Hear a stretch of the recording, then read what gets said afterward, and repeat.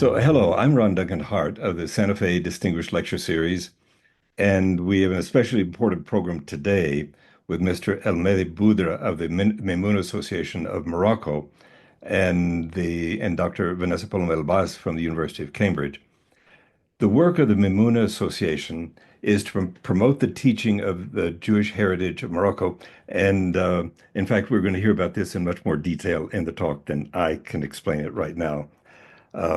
I've had the pleasure of attending sessions with students in university uh, in Morocco, hearing their interest in the history and the Jewish contributions to the country, and the passion and the interest has been amazing to me.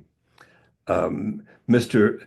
El Mehdi Boudra is the founding director of the Mimouna Association, and he has been named one of the top 100 people in the world influencing Jewish life. He's a fellow of the Atlantic Council's Middle East program, visiting research scholar at Yeshiva University, a member of the Royal Institute for Strategic Studies of Morocco, and he organized the first Holocaust conference in the Arab world.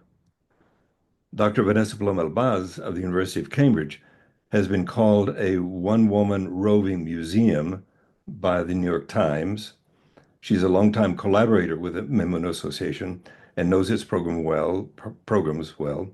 Her background includes being a Fulbright Senior Scholar, a Posen Fellow, a Marie Curie Fellow.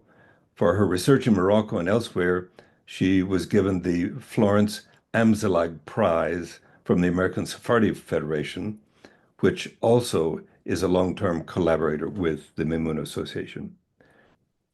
But today, it's my pleasure to welcome Mr. El Mehdi Boudra, Vanessa Paloma Elbaz, and the program is all yours.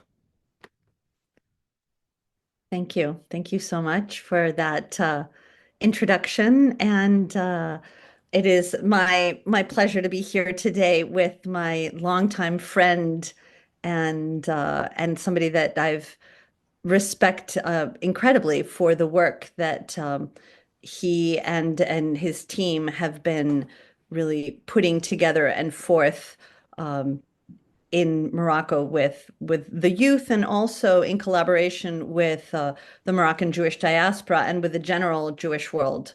So I think that I'll pass it over to you. But you Thank you. Thank you, Ron, first of all, for inviting me to the Santa Fe Distinguished Lecture Series. And thank you, Vanessa, for moderating this session. It's all the time a pleasure to work with you and like to be part of this program. I'm really honored to speak today about Morocco, my country, and about the relationship between Muslims and Jews here in Morocco. But before speaking about this Muslim-Jewish relation, we need to have some basics about the Moroccan Jewish community, as it is the center of this panel today. The Moroccan Jews in Morocco have been for centuries living in Morocco. Before the creation of the State of Israel in 1948, we had almost 300,000 Jews living in Morocco. It was the biggest non-Ashkenazi community in the world and the biggest Jewish community in the Muslim world. And many hundreds, or like let's say around 1,000 to 2,000 Jews from Europe escaped the Holocaust in Europe and came to Morocco, specifically to the city of Tangiers, which was a haven for Jewish refugees. And the King Mohammed V have protected the Moroccan Jewish community. Those like just as a basic about who are the Moroccan Jews. I will be happy to discuss that more if the time allows us. Unfortunately, today, the Jewish community in Morocco is less than 3,000. We say 2,000 people still living in Morocco, mainly in Casablanca. However, this very active Jewish community remains one of the strongest Jewish communities in the Muslim world and the biggest in the Arab world, and have strong links with the Moroccan diaspora, Moroccan Jews, who is almost 1 million Moroccan Jews living abroad, mainly in the State of Israel. And since the 90s, Morocco has started preserving the Jewish heritage in Morocco, thanks to a man, Simon Levy, who have been working really hardly to create the Casablanca Jewish Museum and to preserve many synagogues all over Morocco. And he one of the main supporters of our organization, Mimouna Association. And in 1997, he created the first Jewish museum in the Arab world. This museum is still existing in Casablanca, is headed by a Moroccan Muslim woman, Zhour, and it's continuing the legacy of Simon Levy. Moreover, the local Jewish community is working really hardly to preserve the Jewish cemeteries all over Morocco, thanks to its work with the Moroccan government and under the support for His Majesty and the vision of His Majesty King Mohammed VI. 167 Jewish cemeteries and shrines in all of Morocco have been preserved, thanks to His Majesty. His Majesty the King Mohammed VI have went more, and they have preserved the Melahs of Morocco with a program that included the rehabilitation of historical buildings, including synagogues, the renovation of Jewish sites, as well as the restoration of the original names to the streets. Like, for example, in the city of Marrakesh, here we can see him in a picture of his visit to the Melah of Marrakesh. His work with Jackie Kadosh, His Majesty decided to rename the streets of the all Jewish names of the city. In 2020, in Essaouira, His Majesty the King Mohammed VI has inaugurated Beit Dakira, the House of Memory, a center who was dedicated of the historical vivencia that we had between Muslims and Jews in Morocco. Mr. Andrazoulay's project was to rehabilitate the synagogue, but also to create a center to study the relationship between Muslims and Jews. And here in the picture, we can see His Majesty between two great rabbis, Rabbi Israel, who is the chief rabbi of Casablanca, and Rabbi Pinto at the synagogue in Beit Dakira. Moreover, Morocco have been working really hardly, thanks to the work that started in the 90s to preserve the diversity of the Moroccan identity. Morocco have been including in national curriculum some elements about the Moroccan Jewish history. Today, there is a preservation of the Moroccan Jewish heritage, thanks to the work of the Foundation of Moroccan Jewish Heritage, who was created by Simon Levy and the Jewish Committee, led by Mr. Serge Berdugo, Jacques Toledano, and Boris Toledano, to preserve dozens of synagogues all over Morocco. But also thanks to the work of Association Essaouira Mogador, who have been working since the 90s with the presidency of Mr. Andrazulay to preserve the Jewish heritage of Essaouira as a city of as an example for other cities within Morocco. And it created in 2007 the first festival where the stage is exclusively dedicated to Jewish and Muslim artists. And it created also the Beit Dakira project in 2020. We have also the work of our NGO, Mimouna Association, who have been created in 2007 by a group of young Moroccan Muslims to promote and preserve the Jewish heritage of Morocco. And we have built, with the experience of the Casablanca Jewish Museum and Essaouira Mogador's work, to continue this work, to work in campuses in Morocco to preserve the Jewish heritage of Morocco, because we find there is a gap between the discourse of the old generation, who talk with nostalgia about Moroccan Jews, and the young generation who don't know nothing about Moroccan Jews. Then with the support of Mr. Simon Levy, Mr. Andrazulay, and with also, as you can see in these pictures, with heads of Jewish communities from all over Morocco, from Fez, Meknes, Marrakesh, to start preserving the Jewish heritage of our country and be preserved also by the Muslims. Today, the Muslims also have a role in preserving the Jewish heritage of Morocco as the community is shrinking. And as we say here in Morocco, one hand don't clap. We need both hands to clap. Then if we want to preserve the Jewish heritage of Morocco, we need the Jewish community and the Muslim community to work together in preserving this Jewish heritage. I can talk later with Vanessa's discussion more about our organization and our work. Today also we have many museums who are preserving the Jewish heritage of Morocco and trying to be the face of the Jewish heritage to non-Jews. We have, first of all, the Casablanca Jewish Museum, who was created in 1997, and who have around 36,000 visitors every year. Many of them are students, Muslim students. We have also Beit Dakira, who was created by His Majesty, who was inaugurated by His Majesty and created by Mr. Andra Zoulay, have almost 100,000 people visiting in 2024. We have also Salat al-Hazama, created by the Jewish community of Casablanca, who became a museum. It was a synagogue, an old synagogue from the 15th century. And today there is visitors, mainly tourists visiting. Around 46,000 visitors are visiting the synagogue, who is like headed by Kobi Ifrah, a Moroccan Jew who was born in Israel and came back to Marrakesh to work closely with the Jewish community to make this center a vibrant center for Jewish life, but also to have visitors visiting the Jewish heritage of the city of Marrakesh. We have also the Jewish community of Tangiers with Sonia, who have created a museum in Tangiers, and it have also 19,000 visitors, which is less than the others because Tangiers it's more difficult to do work, and we will discuss it later. This year we are having an inauguration of the Matḥaf al-Thaqafa al-Yahudiyya, the Museum of Jewish Heritage in Fez, who will be inaugurated by the foundation, La Fondation Nationale des Musées, headed by Mr. Mehdi Qutbi. Today we have like many synagogues who are restored for visiting purposes all over Morocco.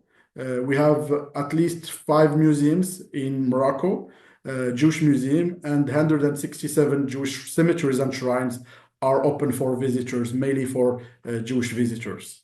But this work is not complete because there is other actors who are doing an important work, mainly in the academic sphere, like University Mohammed V, the Archives du Maroc, Université Hassan II, Beno Zohr, the Institute of Tangiers, le Centre de recherche sur le droit hébraïque, Hesperis Tamouda, le Conseil des Marocains de l'étranger, Khoya Archives, l'AMJM, et Salam Lekoulam. They're all like great initiatives that we can discuss later. And everyone is like a puzzle. Everyone is doing its part of the work so we can preserve together the Jewish heritage of Morocco. I want to discuss something else. I don't know if you want me to have a discussion now, Vanessa, or do you want me to continue? But I want just to talk quickly about the preservation of Jewish heritage and the perception that Muslims have about Jews in Morocco today. We have been working closely with the American Sephardic Federation for the last few years to preserve Moroccan Jewish heritage. But also we had a grant from USAID. It's called Rebuilding Our Homes. And within this project, we have done a survey who was really interesting to understand the perception that Muslims have about Jews within the former Jewish neighborhood, the Melahs in Morocco. This survey have been done a few years before, like the 7th of October. Then the perception was really positive in general. I can go to the details, but we can discuss it later. Unfortunately, the video is not working. Then, okay, we can skip the video. We have done a survey with an external company where we had like a sample of 1,200 people, half of them male and half of them female, with different ages. We divide them like by different ages, between 18 to 25, between 26 to 40, between 41 and 54, and more than 55, in 3 different neighborhoods and cities in Morocco, in the Melah of Fez, in the Melah and the neighborhood of Hassan in Rabat, and in the old city of Essaouira.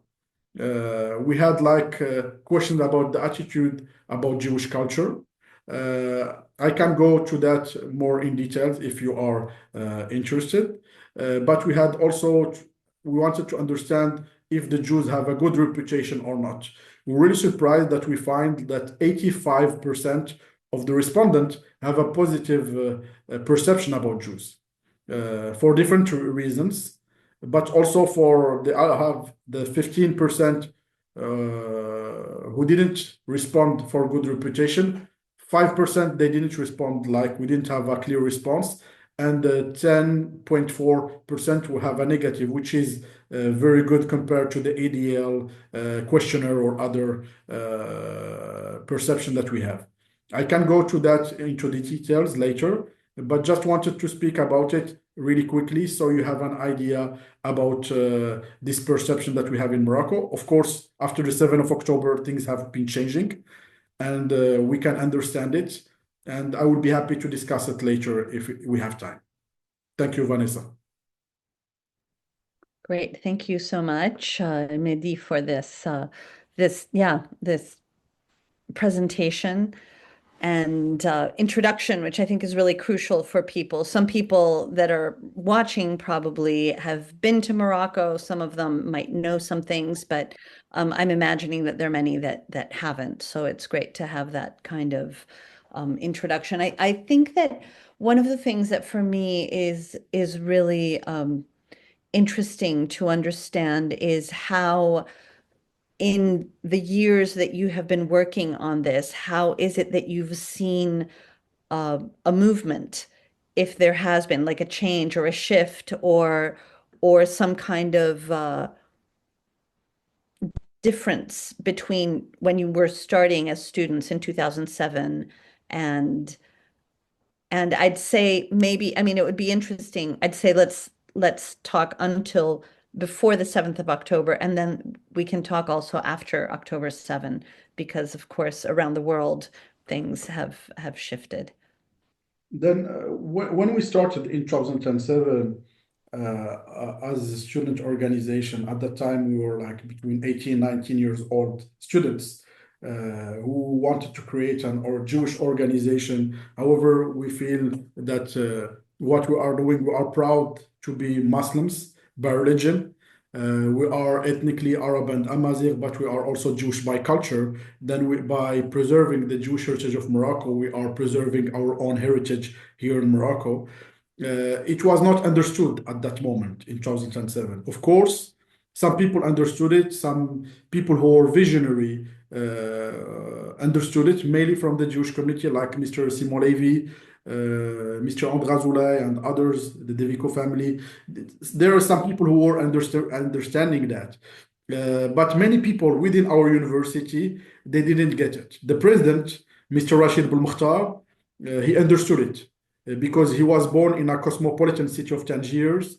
He was a former minister. He was like understood the importance of diversity within the Moroccan context. He saw in diversity as an opportunity to build a better future and not as a threat to our national unity, because sometimes it's easy to remove the difference. We don't want diversity. In his case, he understood it. But the middle management of the university didn't get it. And some students, the majority of the students didn't get it because for them, Judaism was something not part of our culture, something different that don't have roots within the Moroccan context. Or it's a part of the history. It's something from the past. And a past that we should not talk about it. It's a past that it's done. And today, those people that we protected are now killing our brothers in Palestine. This is the context where we started. But as young Moroccan Muslims, we said no. And that's why our organization is existing. Because if we were living in a perfect world, our organization was not needed. Then we find there is a gap between the discourse of the old generation, like Rashid bin Mukhtar, who have lived and meet with the Jews and lived in the city of Tangier, cosmopolitan Tangier, and the young generation who never meet with any Jew. Then, of course, in 2007, it was a black or white, like we didn't, it was not a choice. Then we started working slowly. We had like the support of the administration. We had the support of many students. We were active in the student union. Then we showed that we are representative of many students, not a minority within the campus. And we started growing slowly. At that time, talking about diversity was not understood very fully till 2011, when His Majesty the King Mohammed VI changed the constitution and started talking about the pluralism of the Moroccan identity. And it was like a turning point for us. I wanted to ask you actually precisely about that, about the shift during the Constitution, and how did how did you interact with that moment? I mean, did all of a sudden did the doors open in another way for you? And did you feel kind of re-vindicated that what you had been doing was actually, the visionary path, just that you had started it 4 years earlier? Yeah, I think at that moment it makes our life much easier because between 2007 and 2011, we were stuck in the campus. Our work was stuck in one campus at Al Khawai. We had a good leadership. We had a good president of the university who understood us. We had students who started like knowing us after many years of work. Then we started having success with the administration, with the teachers, with the faculty, with the staff, with the students. Then having the constitution where it clearly specified that Morocco have a Jewish component within its identity, it was a turning point because it opened to us the doors outside of the university. Like we started thinking outside of the university. We were not no more living in our bubble within a campus, but we created Mimouna Club in Fez, we opened a Mimouna Club in Tétouan, in Marrakesh, and we started like going outside, like the other world, like we saw that there is something bigger than a campus. Let's share this vision to the outside of the campus. Then of course it started slowly, but it shows like when you have the support of the leadership of the country who's pushing for a direction, it's open doors. People want to identify themselves with these kinds of ideas, with this vision. Then of course we have some arguments, we can defend ourselves. And for example, when we organized the conference on the Holocaust in September 2011, it was not easy. It was the most difficult time for our organization. And like our argument was, we had a speech, a message by His Majesty the King Mohammed VI to the Project Aladdin, where he specified that the Holocaust is one of the dark chapters of human history. Then by having this message of 2009, we could do our conference in 2011.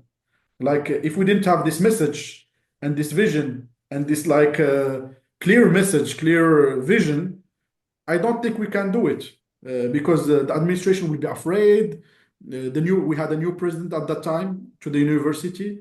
Then we had a new president that we should convince. We should like tell him what we are doing. We should show him that we have patte blanche. We are like clean. We are doing that in a genuine way. We don't have any political agenda. Yes, of course, it's difficult. And when you have like this kind of messages for the project of Aladdin, of course, it opened for you the doors and like it let you work.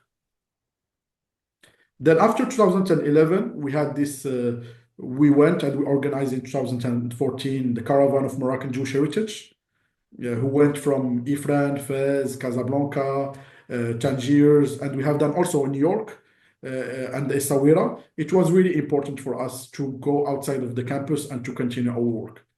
The other change was after the Abraham Accords. Of course, the Abraham Accords,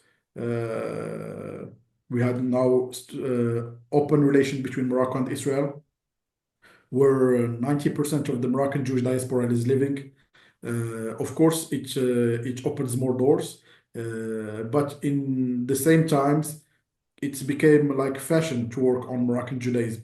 It became like something that we should do. Also, people who are not interested in subjects started doing it, which is good. But it brings everyone together and like I think it's opened more doors. It's like the Moroccan civil society was working more on these subjects.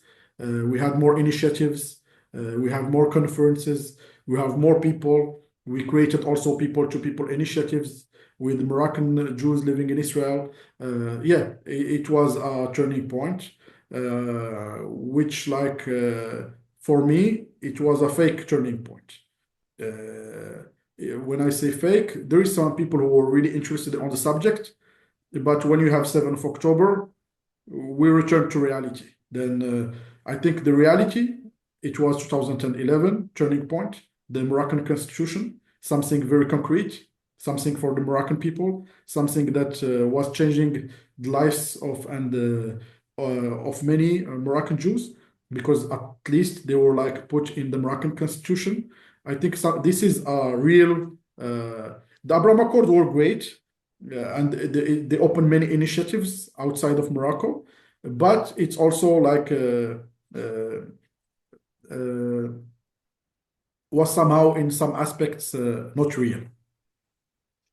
So, I mean, I guess the difference between the two really is that one is internal and one is international, right? So one is about the status of Jews inside the country to the history of the country itself. And in this integration of this large, I mean, because this is what makes Morocco such a rich country culturally and with its people potential, is that it has such a wealth of history and culture and diversity, right? And so I guess that the Constitution really grounded that, whereas the Abraham Accords is kind of an opening in an international world and relations between states that aren't necessarily about individuals, right? And so I guess that goes to my next question about what do you think is more valuable in this work between Muslims and Jews? Do you think that the individual, local, people to people aspect is more valuable in creating these elements of true understanding, or do you think that the larger, grander political and economic gestures are more valuable in being able to trickle down and come down to the individual level? I think the both of them, there is a one synergy between both of them, of course. The people to people, the local initiatives are the most important because they are the core, they are the center. And it's like, as Simon Levy said one time, leg pas par pas, like leg by leg, like you need to make sure that your first leg is grounded on the before doing a second pas, like a second step, yeah, a second step. I think it's really important to make sure that the ground, the people to people initiative, the civil society, the academia, the cultural aspect is done because you are preparing for the next step. This is in any initiative. Of course, the economic, the political sphere, it's important, and international relations are very important, but as a second step, like you should prepare step by step. I don't know if you get it, Vanessa, or like. Yeah. Yeah. I mean, but I think that sometimes the individual people don't feel comfortable to make those initiatives unless they have a message from above. Of And I course. think that this is really this it's really a balancing act, right? Because if it's only top down, then it means that that, like you said, like when there's a moment of crisis, like October 7, then, a lot of the people that had seemingly been there are actually not really there. In the case of Morocco, it's a clear message from the leadership of the country, from His Majesty, from his dad, from his grandfather. There is a vision who is like, it's not a vision of 5 years, it's a vision of centuries. It's a vision of Muslim-Jewish dialogue, of promoting living together, of promoting the Moroccan convivencia in Morocco, which was a vision from centuries. And since Mohammed V, it was really clear. And Hassan II have pushed it forward internationally with the Moroccan diaspora abroad, including in Israel. And Mohammed VI have played an important role in the preservation of the Moroccan Jewish heritage and the transmission of this heritage, not only to the Jewish people, but also to the non-Jews. But the majority of the Moroccans and they followed the leadership of His Majesty. And this leadership was very clear of the preservation of the Jewish heritage, of the relationship between Moroccan Jews and Morocco, in Morocco, but mainly also abroad. And today, this vision is completed. As you can see, there is changes within the Jewish community who are like His Majesty said there will be elections within the Jewish community. There is preservation of Jewish heritage. There is renaming of Jewish streets in Morocco. There is relations between Morocco and the diaspora. Because today, the future of Judaism in Morocco is also the diaspora, the 1 million Jews living abroad, who are living in Caracas, Miami, New York, Montreal, Paris, Marbella, Madrid, I don't know, or in Israel. They are all having those strong relations with Morocco. And today, we have an embassy in Israel, un bureau in Tel Aviv, who is doing this relationship with the almost 1 million Moroccan Jews living in Israel.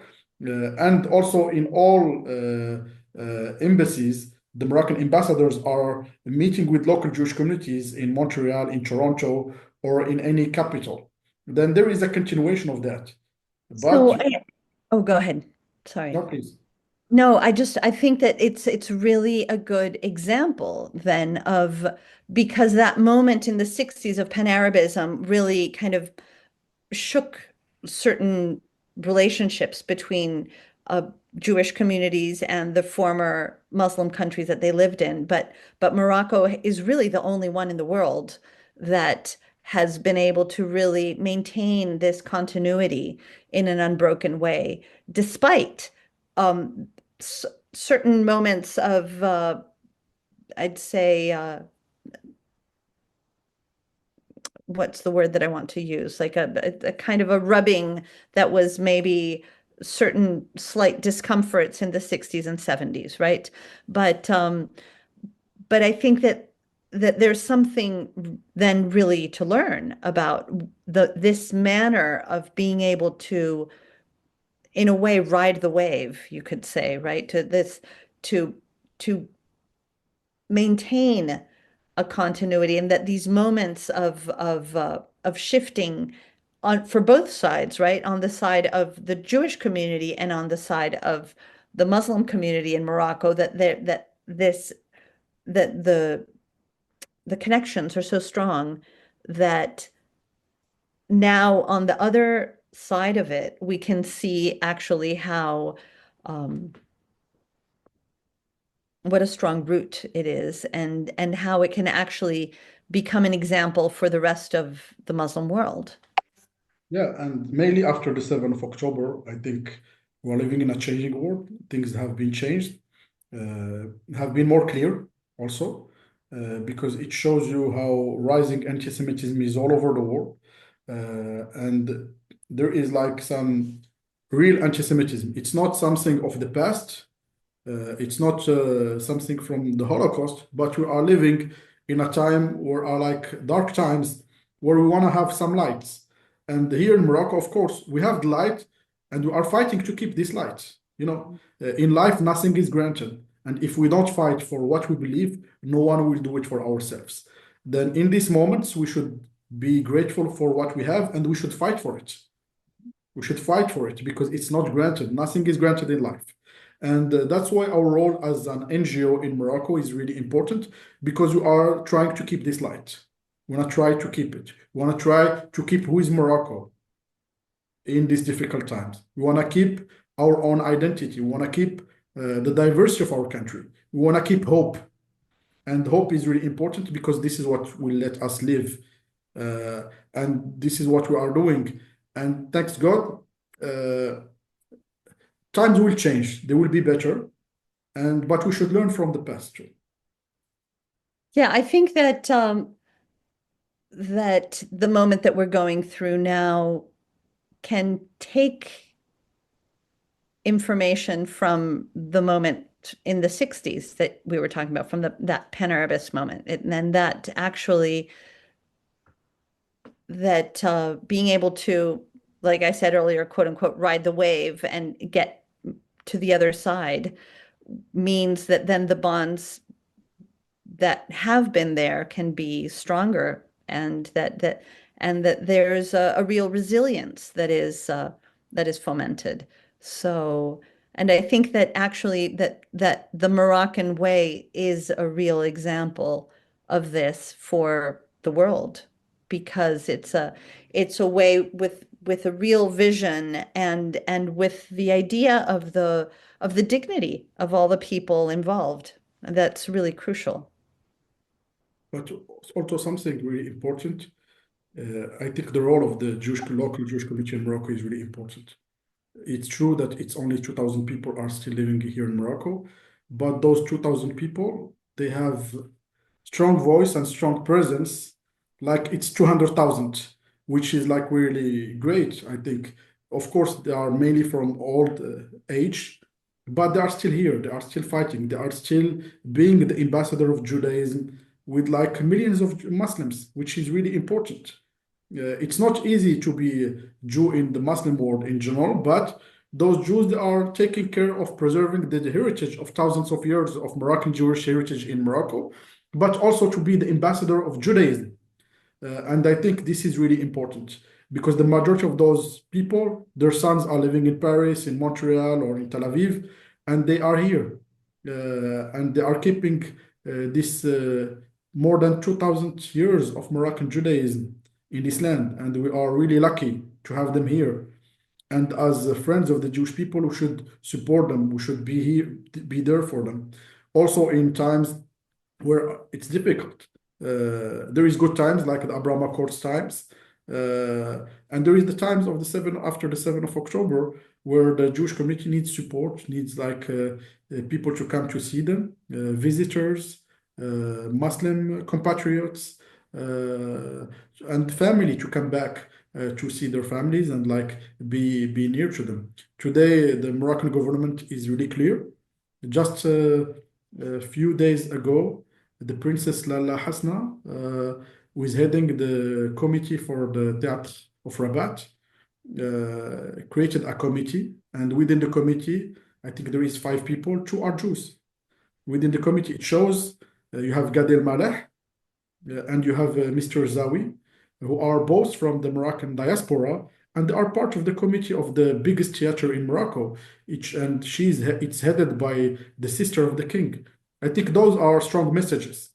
From the 5 committee, you have 2 Jewish, which is really important. It's in art and culture, and art and culture are the means to build a better future for humanity. I agree with that. And the next I'm hoping we'll have a Moroccan Jewish woman also because this, as you know very well, I'm always pushing for It the is integration of women into positions of leadership. I think it's really important because having a lot of Moroccan Jewish men is good, but also including the contributions of Moroccan Jewish women it's very crucial. So I see that the time is ticking and that we have some questions, and I'd like for us maybe to arrive to the questions. So I see that somebody has asked us how much intermarriage is there in Morocco. Do you want to answer that question, maybe? not a lot, I like to tell you the truth. We have some friends who came from intermarriages. One of them was a Mimouna member. She was born in Marrakesh. Her dad was Muslim and her mom is Jewish. But she lived a difficult life from both sides. The Jewish community didn't accept that a Jewish woman will marry a Muslim man, and the family of the husband also didn't accept that they will have Jewish grandsons. Then this is somehow complicated, but it exists. It needs courage. We have some families, for example, some couples who are from Fez. They are living great life because they decided to put the families aside and are living there. And there is other marriages who are failing, unfortunately. You want to add more, Vanessa? Um, no, I mean, I've written on this, but it's a long and complicated story. Let's move on to some other questions. We have somebody that asked, what's the mix of Ashkenazi and Sephardi Jews? in Morocco? I mean, it's mostly Sephardi Jews, right? There are some Ashkenazim that have come to the country. As Moroccan Jews, they are Sephardic, but as refugees who came during the World War II, they are mainly Ashkenazi and they settled mainly in the city of Tangiers. Yes. Okay, we will check it, but there is, thanks to some American diplomats, Mhm. hundreds of Hungarian Jews came to Yeah. Tangiers, for It's example. Gascoigne. It's Gascoigne. Yeah. And Yeah. among them, there is like the Reichman family who are living in Canada. Yeah. But it's interesting because in Casablanca, there are still some people whose parents had come, who were Ashkenazi, whose parents have come to during the refugee as children, and they stayed. And so there are some, but they've integrated into Moroccan Jewish life, and the life that is there is actually it's not there are no Ashkenazi synagogues in Morocco, for example, and there are Jewish community clubs and kosher restaurants, and it's all in the Sephardi rite. So The only synagogues were in Tangiers. It was like yes, there an were. Ashkenazi synagogue, and Yeah, they but they called them the closed soon. Polacos, like Los Yeah, Polacos. Los Polacos. Yeah, but it closed soon after the war, actually. Yeah. They didn't really last that much longer. So we have another question. To what extent did the rise of Arab nationalism after 1948 contribute to the Jews leaving Morocco? Is there a parallel to support of Palestinians today? Yes, in 1948, the relationship was really good, but we had some pogroms like in Jarada and Oujda, who happened in Morocco after the creation of the State of Israel. At that moment, Morocco was under the colonization, like under French protectorate, and many French right wing, Vichy, they also played a role on that, on tensions between Muslims and Jews, because their goal is what that Morocco, that the Jews will be supporting the French protectorate as a defender of the Jews. And if you have a Moroccan independent state, Muslim state, Jews have no place. Then, of course, that started from the creation of the State of Israel, the visit of Nasser to Morocco in 1961, January 1961, also didn't play a role because many pan-Arabist Moroccans, they took advantage of this visit to create troubles within the Jewish community in Casablanca. And many Jews were like attacked during that time, during the visit of Nasser to Morocco. But just few weeks later, His Majesty the King Mohammed V meted with local Jewish community, and in a meeting that he had, like with the heads of Jewish communities from mainly from Casablanca, and I think some people from Meknes and Fez, he told them that I'm here to support you, and like that Nasser is not the one deciding about Moroccan Jews, and if something happened to you, please come to me personally. Don't go through the minister or someone. My door is open. Unfortunately, a few weeks later, he passed away, he died, and Hassan II came to power. And he had a second meeting also with the local Jewish community, mainly from Casablanca, and he sent the same message.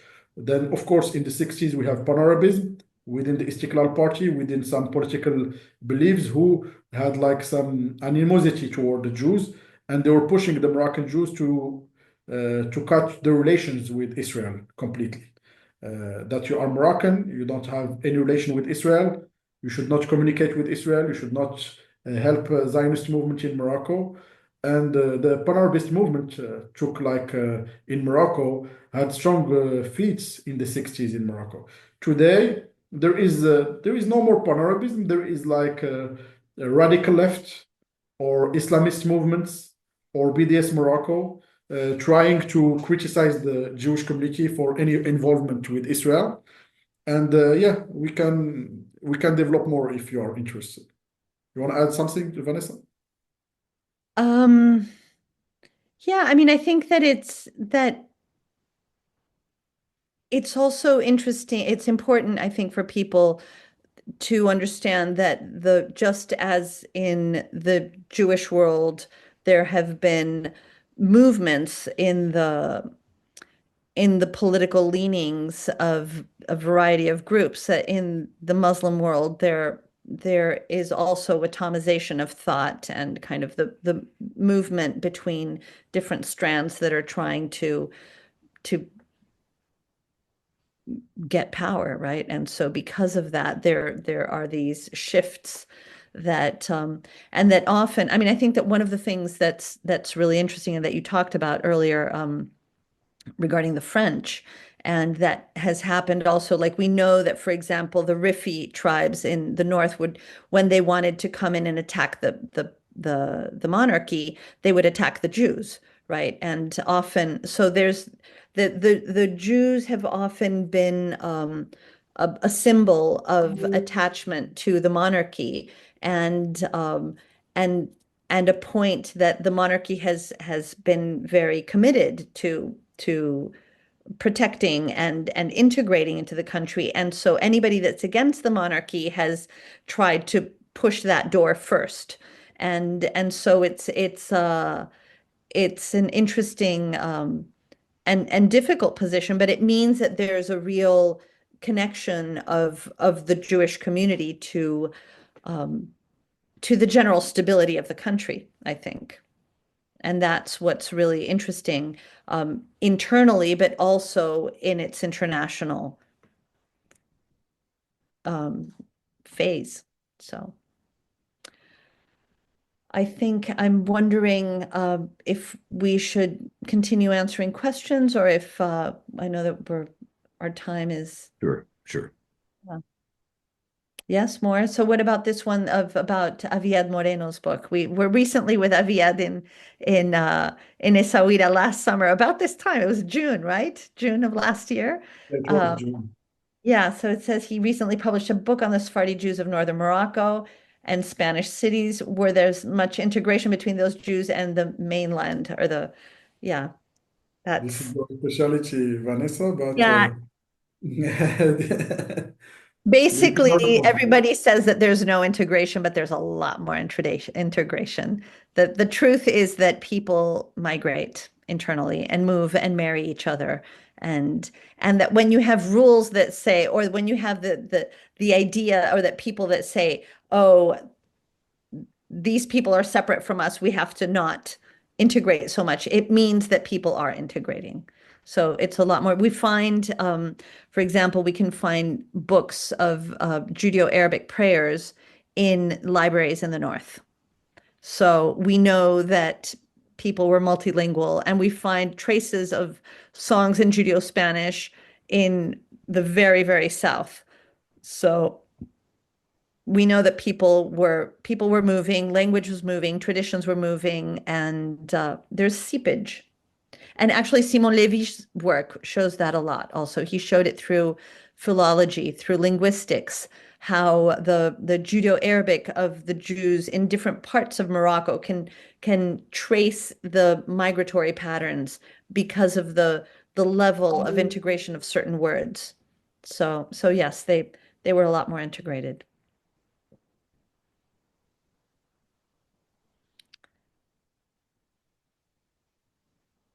What about the Atlas Jews? We have a question. Yeah. What?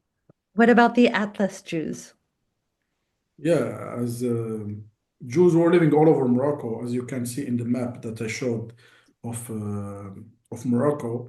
Moroccan Jews were living in northern Morocco, in the middle of the country, but many Jews were living in the Atlas. Mainly, they are the Toshavim, the indigenous Jews, the Jews who were before the coming of Spanish Jews after the Inquisition. Then those Jews were living in the Atlas Mountains, mainly in the Grand Atlas and the Anti-Atlas, not a lot in the Middle Atlas. But those Jews, like they were the first also to immigrate, to go to bigger cities like Marrakesh, to Casablanca, and like they were like after the creation of the state of Israel, many of those communities were shrinking, and they were like the source of the first immigrations to Israel, because they were like living in difficult areas, not accessible. Unfortunately, today there is almost no Judaism in the Atlas. other than cemeteries and shrines and some synagogues who were preserved, like in Arazan or and some tzaddikim. But there is no more Jewish communities in the Atlas today, unfortunately. And the majority of those Jews, they immigrated to Israel.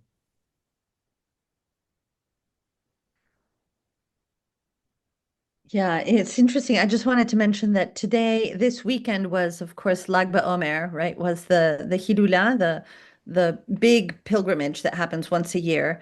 And I've been receiving videos. I wasn't able to travel to Morocco this year for it, but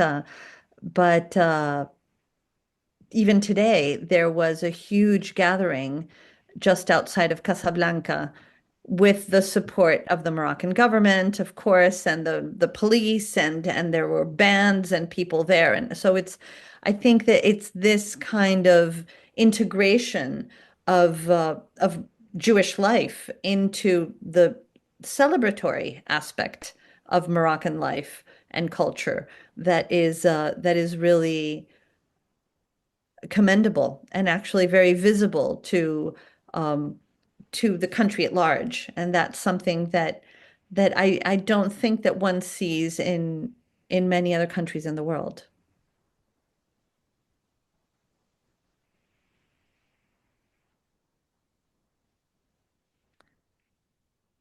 Okay, I'd like to thank El Mehdi, Vanessa, for this wonderful discussion about Jewish life in Morocco. And there are more questions, of course, which we could go on for a much longer time talking about this. Uh, but I thank you so much for coming and joining the program today and talking about these issues. And I don't know, do you have any last statement that you'd like to make? I think I want to thank you all, first of all, for inviting me to be part of this great discussion with Vanessa. As usual, you have the best moderator and like to discuss, and she's an expert that I respect too much, and many people in Morocco respect you, Vanessa, for your leadership, for your academic work, but also for like promoting the place of Moroccan Jewish women, which is really important. And as the Moroccan Jewish women are the part of the transmission of the Jewish heritage in Morocco and the center, and not the periphery. Because sometimes we put Moroccan Jewish women in the second place, but they are the center. And Moroccan women in general are strong women. They are the real center of the family. Like no decision is taken or anything is done without the Moroccan woman. And I want to think about Laziza, our vice president, who was one of the pillars of our organization. And it's thanks to her that our organization have been growing very fastly and we have a lot of success. She was a strong woman. She was a visionary, and she passed away last October. And I take this opportunity to think about her and to thank her for all what she have done for preserving Moroccan Jewish heritage and for Muslim Jewish dialogue. The last session that Laziza moderated or spoke was with Vanessa, and we miss her at this moment. And I just want to like think about her because we cannot do any activity without her or thinking about her. And thank you, Ron, again for inviting me. Vanessa.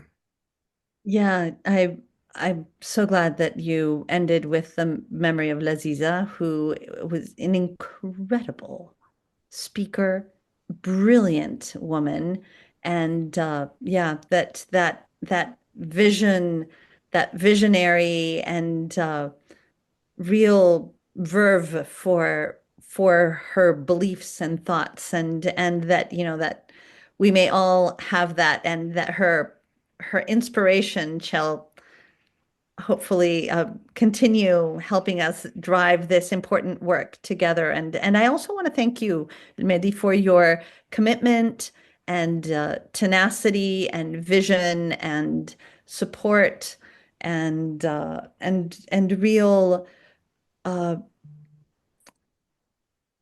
inspiration, really, to commit to this topic despite anything that might be sent your way. You keep on navigating ways to make it creative and interesting and relevant to the moment at hand, at different historic moments as the project has been developing. So, because I think it is really, really crucial and really important to take this Moroccan example as a worldwide example that I think many countries will learn from. I think they already have started learning from the Moroccan example. And I think that in the next 20 years, we will see much more evidently what the importance of this Moroccan map is for the world. I think that this path that you have been on, and that we some of us have been on this path together. I think that it's like a map for other countries to follow in the future, for them to understand how this can be done. And so I really commend you and thank you for that commitment. It's incredibly important. Yes, I'd like to add ditto to that.